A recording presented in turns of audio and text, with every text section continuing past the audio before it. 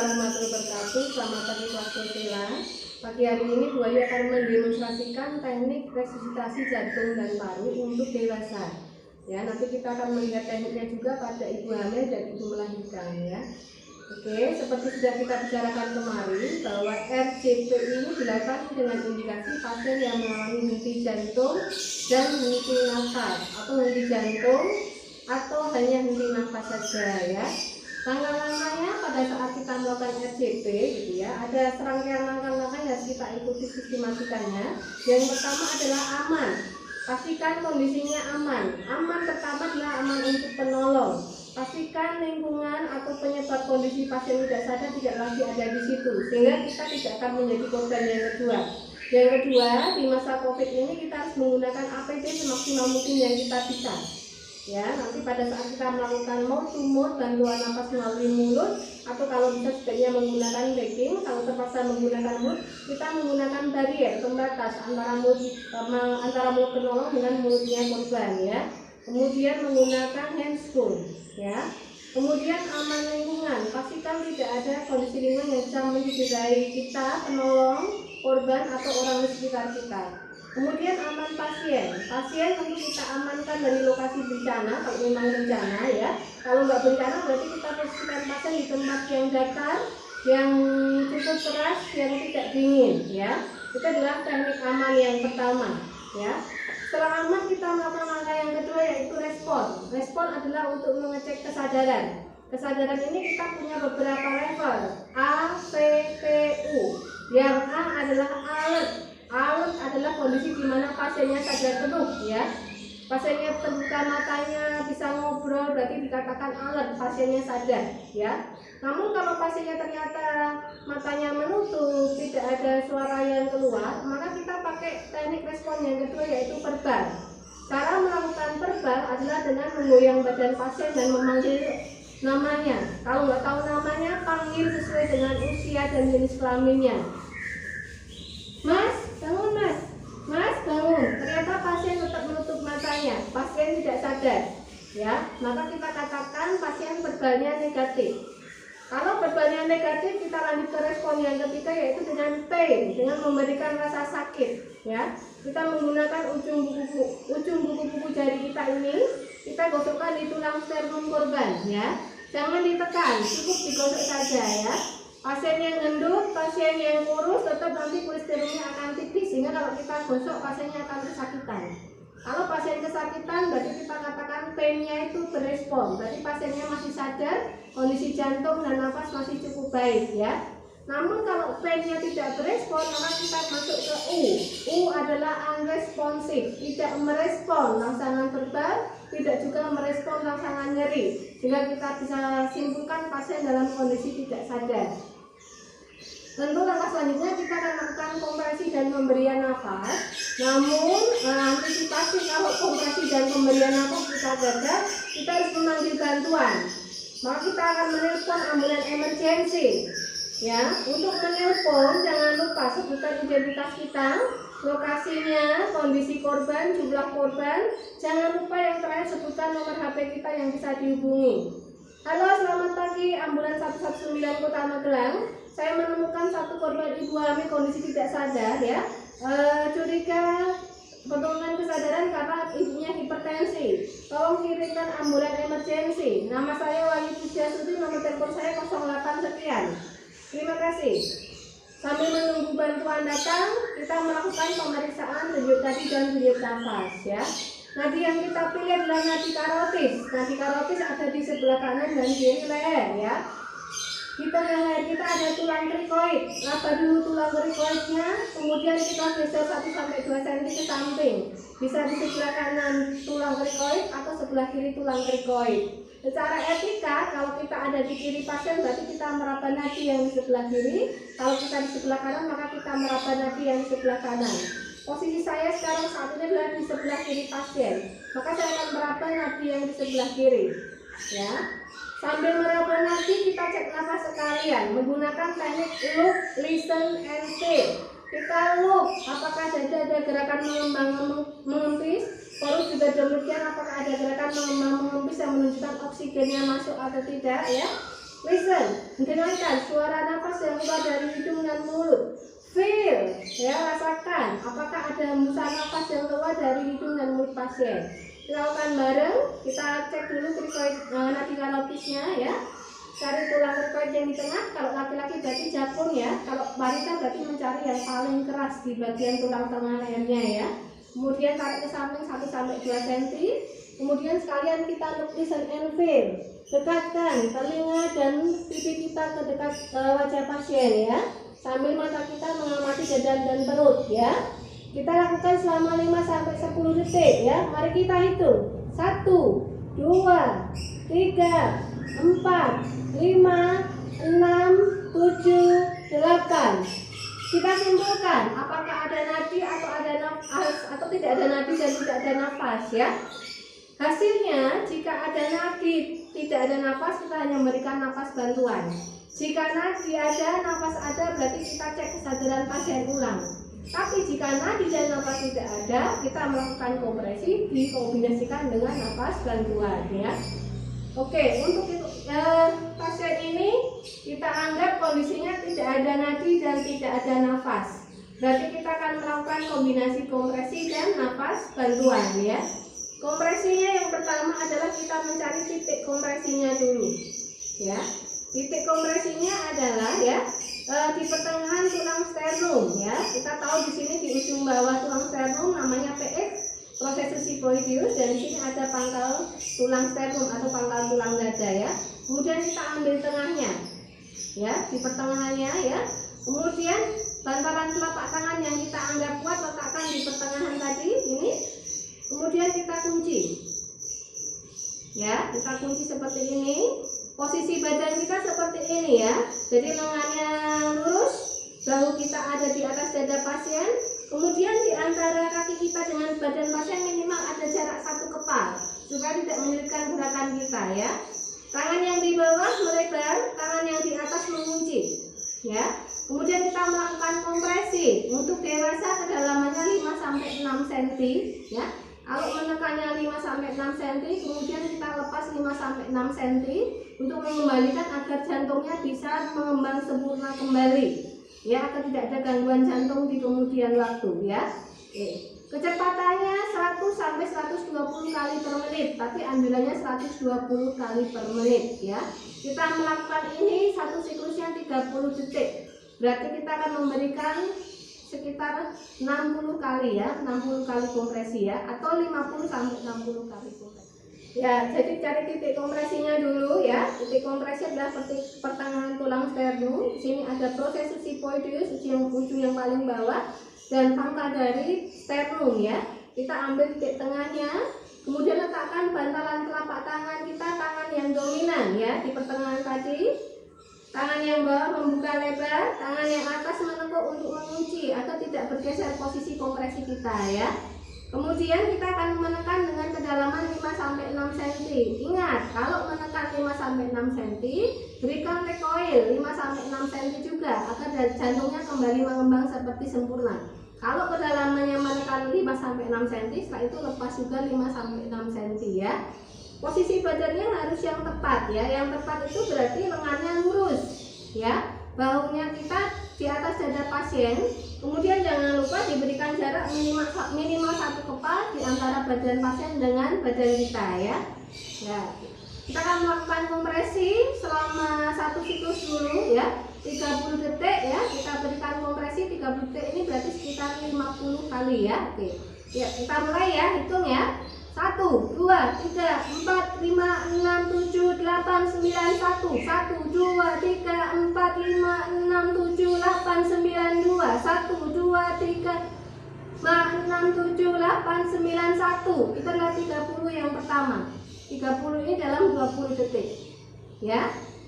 Kemudian setelah kita memberikan 2 kali, kita lakukan head tail chin lift seperti ini, ya. Dahinya kita tarik ke atas. Kemudian dagunya kita angkat ke atas, ya. Kita memerlukan bantuan untuk memposisikan korban supaya tetap ekstensi, ya, supaya jalan napasnya terbuka. Kemudian kita memastikan di jalan napasnya tidak ada kotoran yang menyumbat, misalnya darah, lendir, rambut, dan sebagainya, ya. Kita buka mulutnya dengan teknik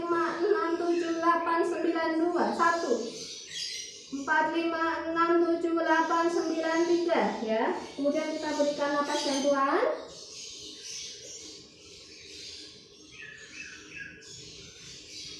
Kompresi yang keempat, siklus yang keempat. 1, 2, 3, 4, 5, 6, 7, 8, 9, 1. 1, 2, 3, 4, 5, 6, 7, 8, 9, 2. 3, 4, 5, 6, 7, 8, 9, 4. Berikan 2 kali napas bantuan lagi.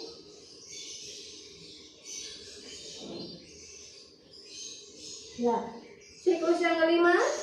1, 2, 3, 4, 5, 6, 7, 8, 9, 1. 1, 2, 3, 4, 5, 6, 7, 8, 9, 2. 3, 4, 5, 6, 7, 8, 9, 5. 2 kali napas bantuan.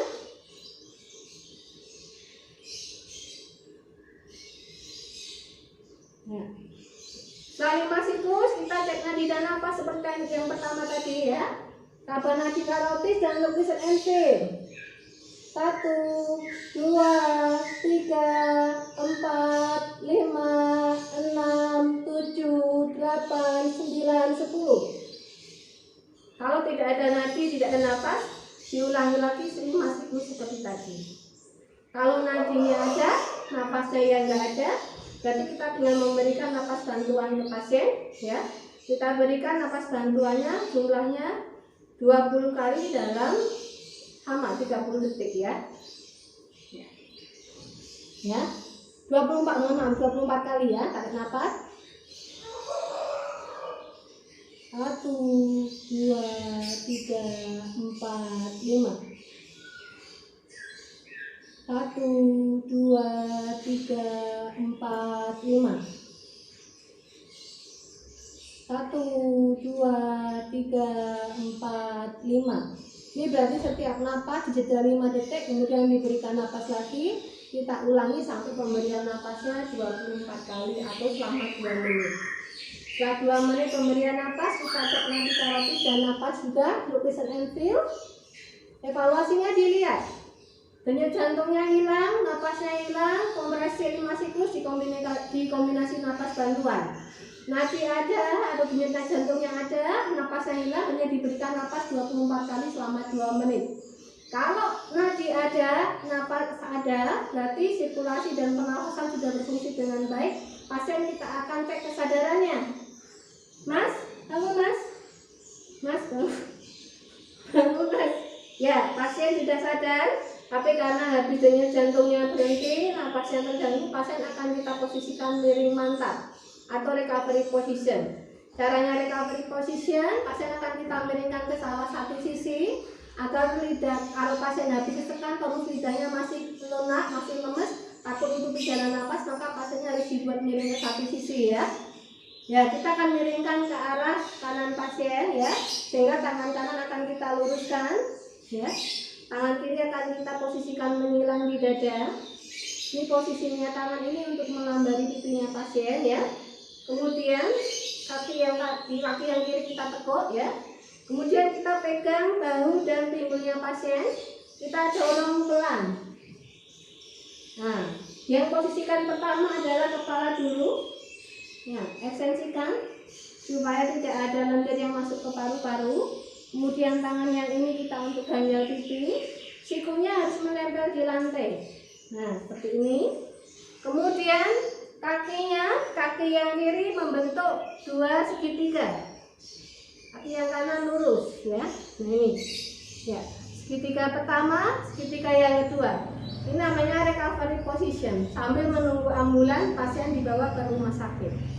Ya. Itu untuk RCP pasien umum. Sekarang saya akan perlihatkan untuk RCP ibu yang sedang hamil. Ya. Ya. Untuk rangka RCP ibu yang sedang hamil masih sama. Aman, respon, minta bantuan, cek nadi, cek nafas ya. Kemudian kalau nadi napasnya hilang, kita kompresi napas bantuan dan seterusnya. Yang membedakan adalah posisi badan ibu pada saat kita kompresi. Ya, kalau dulu posisi badannya pasien dimiringkan sekitar 30-45 derajat, tapi nggak dianjurkan karena kita akan sulit untuk menekan jantungnya ibu ya, sulit untuk melakukan kompresi. Yang kita lakukan sekarang adalah mempertahankan supaya uterusnya berada di sebelah kiri perut pasien sehingga tidak menekan vena cava inferior, tidak menghalangi aliran darah balik yang akan ke jantung. Ya, Mas Andika akan melakukan RCP. Ini petugas paramedis gawat darurat akan melakukan RCP. Kemudian saya adalah partnernya Mas Andika, saya akan membantu agar uterusnya ibu ada di sebelah kiri perutnya ibu ya. Caranya hanya dengan membawa uterus itu ke perut ibu sebelah kiri ya. Kemudian teman saya Mas Andika ini melakukan kompresi. Yuk, berat 1, 2, 4, 5, 6, 7, 8, 9, 1. Nah, begitu sudah ya. Itu nanti kita lakukan sama selama 5 detik. Ya, terima kasih Mas Andika ya. Ya. Nah, inilah adik-adik langkah-langkah RCP yang sudah kita lakukan, baik gadar umum maupun pada gadar maternal ya. Tugas kita kalau mendapatkan apapun itu kasusnya, kalau ada pasien henti jantung henti nafas, lakukan RCP dulu. Kalau sudah ada di rumah sakit, kita panggil tim dulu. Tim dulu akan melakukan untuk RCP, pemberian obat dan sebagainya. Tapi sambil menunggu tim dulunya datang, kita bertugas melakukan RCP dulu. Ya, oke. RCP boleh dihentikan yang pertama kalau selama 20 menit tidak ada nadi dan nafas sudah hilang. Ya, yang kedua kalau memang penolong sangat kelelahan sekali, ya sangat kelelahan sekali karena RCP dewasa memang melelahkan ya, sebaiknya berpartner sehingga bisa change posisi ya. Kalau ada yang tadi memberikan nafas, ada yang kompresi, nanti change setelah 2 atau 3 siklus kita bertukar ya.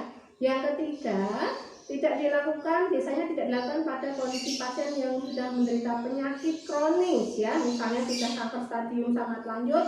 Kalau dia di RCP nanti beresiko tetap mempunyai resiko kematian. Atau misalnya pada pasien yang lansia di mana kondisi tulang toraknya ini sudah tulang sternum atau tulang toraknya sudah sangat rapuh. Ya, kalau kita RCP nanti takut tulang toraknya patah, nanti menyebabkan perdarahan pada paru-paru. Nah, itu nanti ada dokter yang bertugas mengadaptasi keluarga pasien kalau seandainya ada kondisi yang resikonya justru lebih tinggi kalau dilakukan RCP, atau kalau tidak dilakukan RCP meninggalkan komplikasi di belakang yang nanti akan menambah penderitaan atau kesakitan dari klien. Ya sekian RCP untuk hari ini. Terima kasih Mas Andika dan Mas Aditya sudah membantu untuk demonstrasinya ya. Semoga bisa cukup dipahami oleh para sosela. Terima kasih. Wassalamualaikum warahmatullahi wabarakatuh.